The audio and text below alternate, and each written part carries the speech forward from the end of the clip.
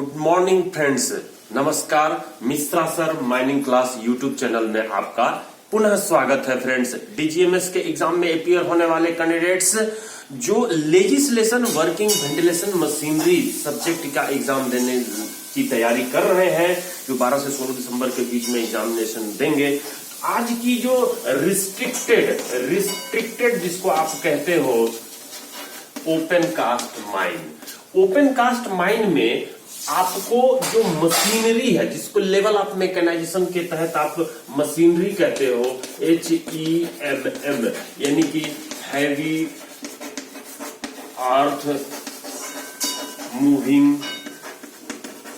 Machinery, इसके अंतर्गत जो आती है, जो सबसे बड़ी आप कहते हो कि इंडिया में जो सबसे बड़ी जो मशीन होती है वो क्या होती है? बकेट व्हील एक्सकेवेटर होती है, जिसको आप BWE कहते हो। उसी तरह से दूसरी मशीन जो है कहते हो आप सरफेस माइनर। इसी तरीके से तीसरे में कहते हो ड्रैग लाइन, चौथे में कहते हो शॉवेल, पांचवें में कहते हो डंपर, छठवें में कहते हो डोजर, सातवें में कहते हो ड्रिल मशीन। तो इस तरीके से ओपन कास्ट में बहुत सारे HEMM का यूज आप लोग करते हो। उसी तरह से अंडरग्राउंड में जब आप बात करते हो तो अंडरग्राउंड के लिए आप मशीनरी में यूज करते हो सीयरर,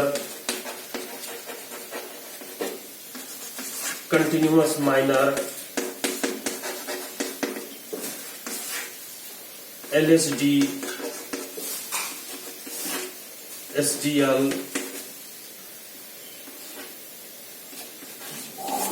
इस तरीके से बहुत सारे लोडिंग ट्रांसपोर्टिंग इक्विपमेंट, यहां तक कि पंपिंग वेंटिलेशन के लिए इक्विपमेंट्स इस्तेमाल करते हो, जिसको आप लोग मशीन के नाम से जानते हो। मशीनरी जो सब्जेक्ट होती है उसमें इसकी फुल डिटेल मिलती है।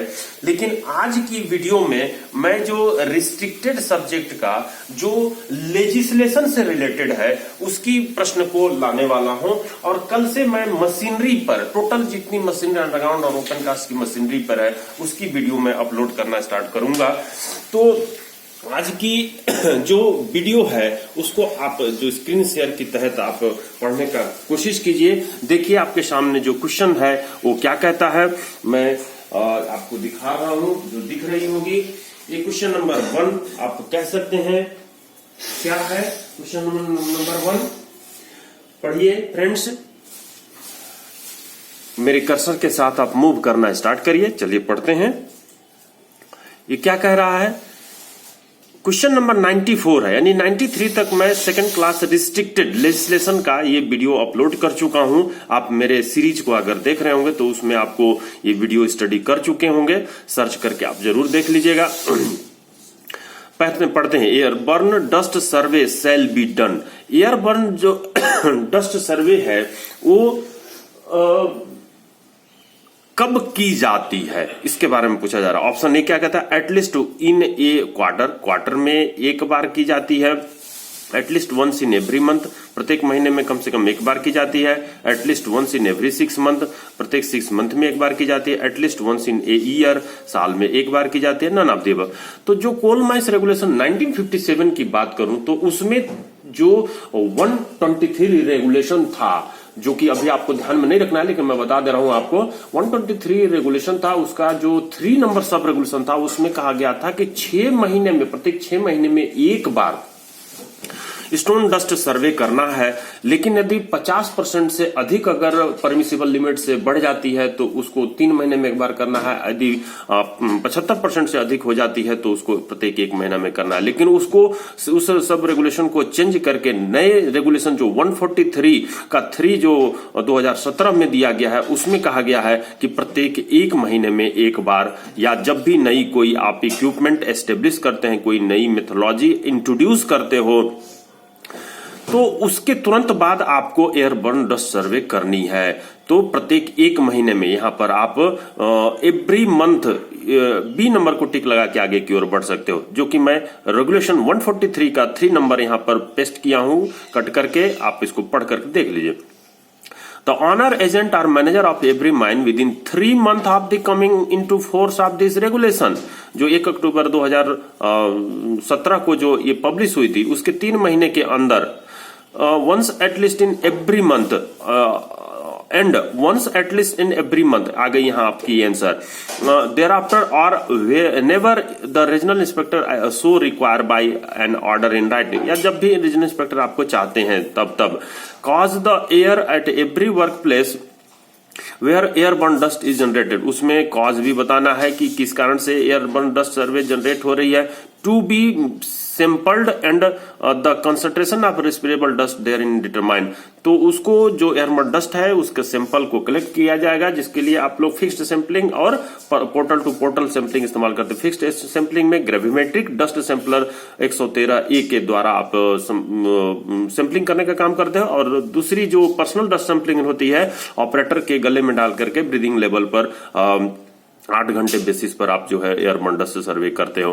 तो इसमें आप करते हो, इसमें प्रोवाइडेड दैट लिखता है कि such measurement shall be made immediately upon the commissioning of any plant, कोई भी नया प्लांट आप इक्विपमेंट या मशीनरी इंट्रोड्यूस करते हो या new method of work introduce करते हो, upon any alteration therein, या फिर कोई उसमें विशेष परिवर्तन कर देते हो जिसमें सब्सटेंशियल चेंजेज होने की एयरबर्न डस्ट की संभावना है, तब आप जो है इसको करते हो। तो 1 महीना में एक बार आप नए रेगुलेशन के अनुसार आपको दिमाग में रखनी है, बी नंबर को टिक लगा के आप आगे की ओर बढ़ सकते हैं।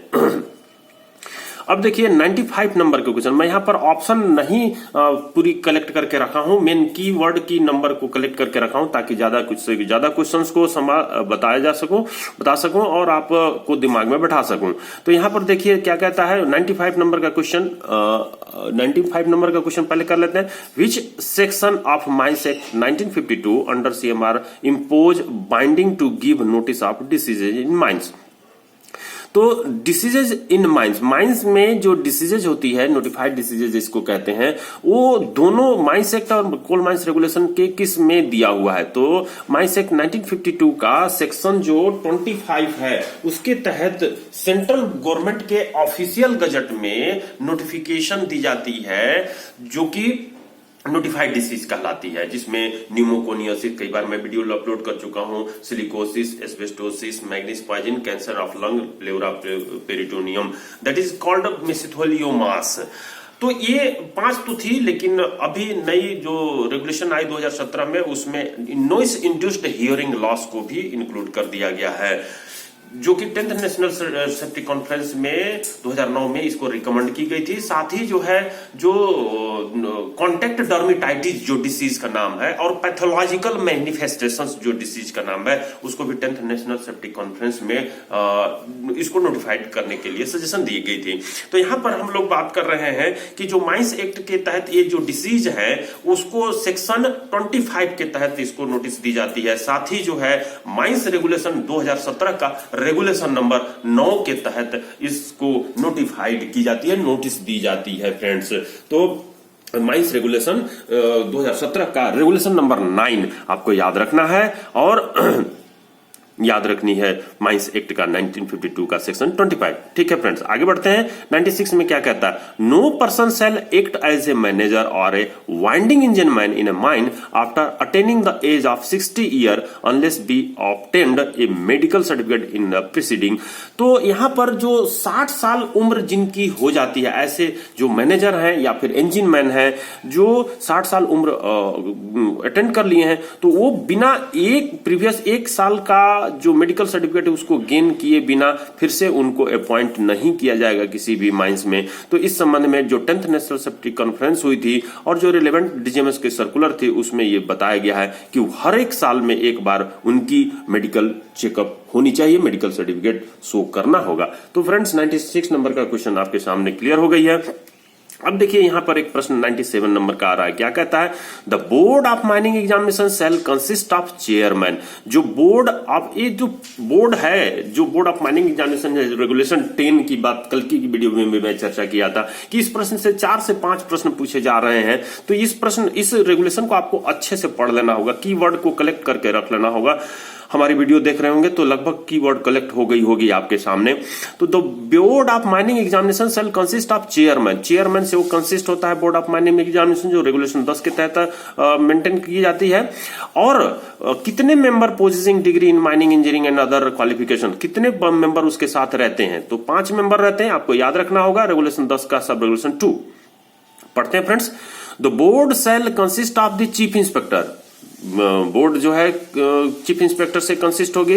Who shall be as its chairman, जो कि इनको जो है चेयरमैन के रूप में अपने आप को नॉमिनेट करना होगा। साथ ही जो है एक्स ऑफिसियो के रूप में ये कहलाएंगे। एंड 5 मेंबर, आ गई आपकी answer, 5 member possessing degree in mining engineering with, वो जो माइनिंग इंजीनियरिंग के 5 मेंबर्स रहेंगे। विथ में ABCD चारों वर्ड आपको याद रखना है। क्या वर्ड जो रहेंगे, वो first class manager certificate granted under regulation 11, first class manager certificate वाले होंगे। बी नंबर कहता है practical experience of not less than 2 year in management control supervision and direction of coal mine and part thereof. तो ये practical experience आपको याद रखनी है, 2 साल, कम से कम 2 साल, उससे अधिक रहनी चाहिए प्रैक्टिकल एक्सपीरियंस। ठीक है फ्रेंड्स। सी नंबर में कहता है सर्विस इन इंस्टीट्यूशन, जैसे राउरकेला, IIT राउरकेला, IIT खड़गपुर, ऐसे जो इंस्टीट्यूशंस हैं, ISM धनबाद, तो ऐसे इंस्टीट्यूशन में जो imparting education in mining engineering at degree और इक्विवेलेंट लेवल, डिग्री या इक्विवेलेंट लेवल में वो सर्विस दिए हुए हैं, ऐसे इंस्टीट्यूशन में आप वो माइनिंग इंजीनियरिंग की जो पढ़ाने का काम करते हो। तो यहाँ पर सी नंबर सर्विस का बता दिया है। डी नंबर कहता है engagement in mining research and planning, जैसे सिम्फार जैसे जो रिसर्च और प्लानिंग सेंटर है, वैसे जगहों पर वो एंगेज हों। To be appointed by the central government, जिनको अपॉइंट किया जाएगा सेंट्रल गवर्नमेंट के द्वारा।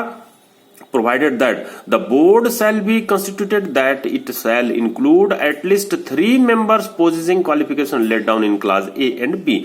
मतलब A और B, first class manager certificate और जो एक प्रैक्टिकल एक्सपीरियंस 2 साल से कम नहीं होगी, इनको 3 लोग ऐसा पोजेस किया हुआ, उस 5 मेंबर में से 3 लोग रहेंगे। ये कहना चाह रहा है कि एटलीस्ट जो पढ़ते हैं फिर से इसको, provided that the board shall be constituted that it shall include at least 3 member possessing qualification laid down in class A and B and at least 1 member possessing qualification laid down in the class C and D। ठीक है, ठीक बता रहे थे कि C और D में से कोई एक मेंबर आपको चल जाएगी, लेकिन A और B से आपको 3 मेंबर करनी है, यानी फर्स्ट क्लास मैनेजर सर्टिफिकेट और practical experience not less than 2 year वाले जो होंगे 3 मेंबर होंगे, और इनमें से कोई एक मेंबर हो सकते हैं। तो आप इनके 4 रख सकते हैं, इनके 1 रख सकते हैं, इनके कोई जो है आप दोनों में से कोई जो है 2 रख सकते हैं, लेकिन इसको 3 आपको रखना ही रखना है। तो ये नंबर की संख्या आपने समझ लिया है।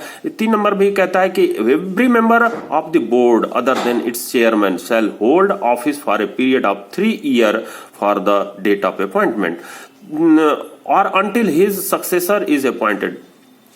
तो जब तक सक्सेसर नहीं आ जाते हैं या कम से कम 3 साल के लिए वो अपॉइंटेड होंगे चेयरमैन को छोड़ करके। तो टेनर जिसको बोलते हैं आप, 3 ईयर याद रखिएगा मेंबर्स का रहेगी। तो आपने ये 97 नंबर की कीवर्ड को ध्यान में रख लिया, की नंबर को ध्यान में रख लिया है। अब आते हैं 98 नंबर के प्रश्न पर। इसमें क्या कहता है, अंडर CMR 2017 CMR के अंतर्गत एवरेज आउटपुट मींस क्या होता है।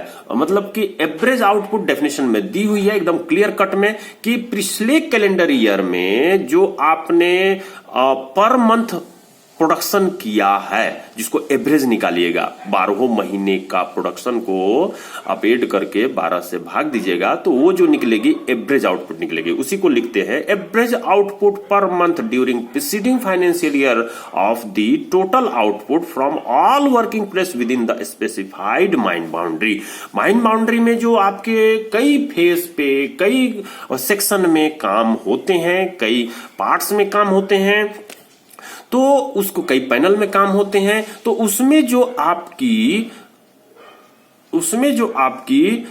तो सभी का प्रोडक्शन का सम जो होगा, एवरेज जो आएगा वही कहलाएगी एवरेज आउटपुट फ्रेंड्स। तो इसकी जो रेफरेंस है याद रखिएगा, CMR 2 का सब रेगुलेशन G1 का G में जो है ये बात कही गई है, बताई गई है। वैसे आपको सब रेगुलेशंस 2 के सभी डेफिनेशंस आपको दिमाग में बैठा लेना अगर आपको एग्जामिनेशन में पास करना है तो। ठीक है फ्रेंड्स, 99 नंबर में आते हैं। Minimum age to be become manager of a mine is, तो ये याद रखनी है कि मैनेजर के लिए मिनिमम एज जो है 23 ईयर बताई गई है। अब मैं 100 नंबर क्वेश्चन में आता हूं। विच स्टेटमेंट इज ट्रू, इसमें कई स्टेटमेंट दी हुई थे जिसमें से मैं यहां पर 2 EMT का वॉल्यूम 2 का कट पेस्ट करके रखा हूं कि जब वोलेटाइल मैटर प्रेजेंट रहता है तो उसका इंक्यूबेशन पीरियड पर क्या इफेक्ट पड़ता है। The inflammability increase with the volatile matter content, जैसे ही वोलेटाइल मैटर बढ़ती है तो उसकी इन्फ्लेमेबिलिटी जो होती है बढ़ती है। इन्फ्लेमेबिलिटी बढ़ती है मतलब इंक्यूबेशन पीरियड घटता है, ध्यान रखिएगा दोस्त। जस्ट इसके अपोजिट में आगे इंक्यूबेशन पीरियड घट जाएगा, नहीं जल्दी आग लग जाएगी उसमें वोलेटाइल मैटर ज्यादा रहेगा तो। It is observe that coal containing less than 13% of volatile matter, अगर कोल कंटेन कर रहा है 13% से कम वोलेटाइल मैटर तो कैलकुलेटेड जिसको हम लोग ड्राई एस फ्री बेसिस पर करते हैं, is not likely to propagate flame, तो वो फ्लेम को प्रोपेगेट करने में अक्षम रहती है। तो 13% से अधिक ही रहने चाहिए, तब वो जाकर के स्पॉन्टेनियस हीटिंग के लिए लायबल अधिक रहती है। तो ये आपने देख लिया वोलेटाइल मैटर की प्रेजेंटेशन से। ये कहता है कि हाई वोलेटाइल, जिसमें से स्टेटमेंट आपको याद रखना, high volatile coal have a shorter incubation period, आपको याद रखना है high liability to spontaneous heating होगी और शॉर्टर इंक्यूबेशन पीरियड कहलाएगा। तो ये आप ये नंबर को टिक लगा के आगे बढ़ सकते हैं। लेकिन यहाँ पर डस्ट पार्टिकल के साइज की बात कर रहा है जो कि कोल डस्ट एक्सप्लोजन से रिलेटेड है। तो कोल डस्ट एक्सप्लोजन कब ज्यादा सेंसिटिव होती है, किस डस्ट के पार्ट के साइज पर। तो यहां पर finer the dust coal dust greater is the inflammability, जितने फाइन डस्ट रहेगी वो कोल्ड डस्ट एक्सप्लोजन के लिए उतना ही ज्यादा सेंसिबल रहेगा। यहां पर the finest dust is most dangerous, the finest of the mine dust is defined by it's content of 80 fraction. 80 fraction को कहा जाता है पार्टिकल्स बिलो 110 और 115 mm ऑफ साइज। तो जो 1/15 मिलीमीटर, 1 मिलीमीटर का 15वां भाग या 1 मिलीमीटर का 10वां भाग से नीचे जो भाग होता है पार्टिकल का जो साइज होता है, जिसको 80 फ्रैक्शन कहते हैं, वो dust more liable to explosion of coal dust कहलाती है फ्रेंड्स। तो यहां आपने देखा कि कैसे जो है डस्ट प्रभावित करती है किसको, जो अपना रहती है एक्सप्लोजन। अब यहां पर मैं लाना चाहूंगा फ्रेंड्स कि जो कल की प्रश्न है जिसका एग्जांपल मैं यहां पर आपको दे देना चाह रहा हूं कि जो कल की प्रश्न होगी, जो मशीनरी की प्रश्न होगी, उसमें आप कैसे जो है तैयारी कीजिएगा, कैसे जो है मशीनों की लिस्ट को लिस्ट आउट करके उसके जो मेन पार्ट्स हैं और मेन फंक्शन है उसको आप कीजिएगा। जैसा कि एक प्रश्न मैं आपके सामने ला रहा हूं जो कि 2021 का ही प्रश्न है, मशीनरी का 2021 का प्रश्न है।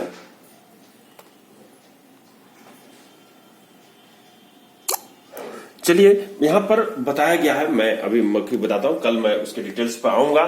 तो COWL ये कई बार पूछ चुका है, जो COWL कॉल जो जिसको कहते हैं, जो पार्ट्स है कंटिन्यूअस माइनर का एक पार्ट है और सीयरर का एक पार्ट है। जो कटिंग होती है, जो ड्रम रोटेट होकर के पिक्स कोयले को काटते जाते हैं, तो काटने के बाद जहां गिरती है उसी प्लेस पर रहती है कॉल, जो सूप के जैसा रहती है, जो कोयले को इकट्ठा करती है और वहां से क्लीन अप करके बाहर की ओर लोडिंग पॉइंट की ओर जो अपना कन्वेयर्स रहती है, उसमें जो कन्वेयर्स लगे रहते हैं उसके ऊपर जो है पहुंचाती है। तो ये कॉल है क्लीन करने के लिए और जो कि कटिंग ड्रम के जस्ट नीचे बिहाइंड में रहती है, जो कि हम लोग कल इसके बारे में स्टडी करेंगे फ्रेंड्स। तो तैयार हो जाइए, कल से जो ओपन कास्ट और अंडरग्राउंड की मशीनरीज हैं उनके डिटेल्स को अपलोड करूंगा, और मेरे साथ वीडियो को ये जो मिश्रा सर माइनिंग क्लास की जो यूट्यूब चैनल है उसको लाइक कर लीजिए, सब्सक्राइब जरूर करिए फ्रेंड्स, ताकि ज्यादा से ज्यादा इसकी फैलाव हो, लोगों को मदद मिले। साथ ही जो है आप डाउट अगर कोई होती है कमेंट्स दीजिए, जैसे कि एक कैंडिडेट है जो कि कहे हैं उनके अलावा कि ब्लास्टिंग जो कार्ड होती है उसका एक वीडियो डाले सर। मैं अभी जस्ट इसका एक वीडियो मैं आपको डाल रहा हूं, और जो कमेंट्स आती है उसका मैं तुरंत जवाब देने का कोशिश करता हूं फ्रेंड्स। तो शेयर करना ना भूलिए, और नए कैंडिडेट हैं तो बेल आइकन जरूर दबाइए ताकि कोई भी नोटिफिकेशन आप तक पहुंच जाए फ्रेंड्स, और उसकी वीडियो को देखकर आप उसको अपनी तैयारी को पक्का कर सके, एग्जामिनेशन को पास करके सर्टिफिकेट को गेन कर सके। Thank you friends.